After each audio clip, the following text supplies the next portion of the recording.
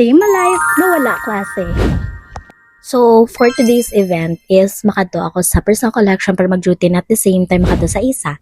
So, syempre, ma-start kita with flyering. Kaya today is ang flyering day namon. And ginsugat ako sa friend ko. Kaya daan makadto kami sa isa. Syempre, promote yun na lang hair stick. Ginabaligya ako, guys.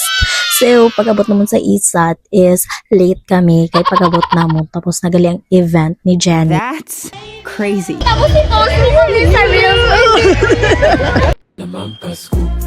yan, namin i-buy right to Mala Tourism. Then nagkaon kami sa fishball ni Joanne Fishball. Kita nagutom kami.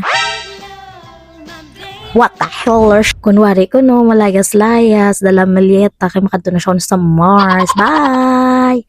And finally, ceremony na nila, yung nagdaog sila sa pitch challenge nila. Yay! Congrats everyone! 10 out of 10, kidyang inyo Celeste nga sa Miupsalya.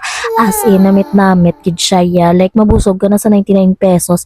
Kita mo lang, nakikikaon naman din siya. Kaya ubuson niya akong pagkaon. Pero mabakal man siya sang iyabe. Diba? Busog siya. Busog kami doa. So, dire kami nagkaon sa kilid sang stage nila kay para hulato naman si Jenny. Yehey! And nag-back to office naman ko anay kay daan nagbuli ko pull out stocks. Syempre nakikikaon ko di anay isang ano na siya melon, pomelo, sa hindi apon. Thank you ma'am kaya namin ang pagkaon mo.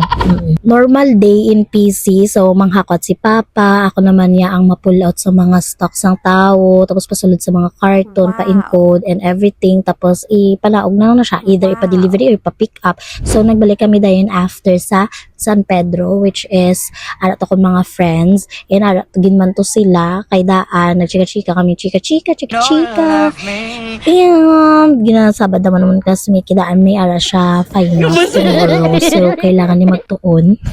Wala na siya migo guys, so kung gusto nyo PM lang, charis. So papuli naman kami. And then, natawa ba lang atake sa ako ninyo? O, diba si Ansel? Ay, nako, matulog siya sa bus. And that's all for today, guys. Bye-bye!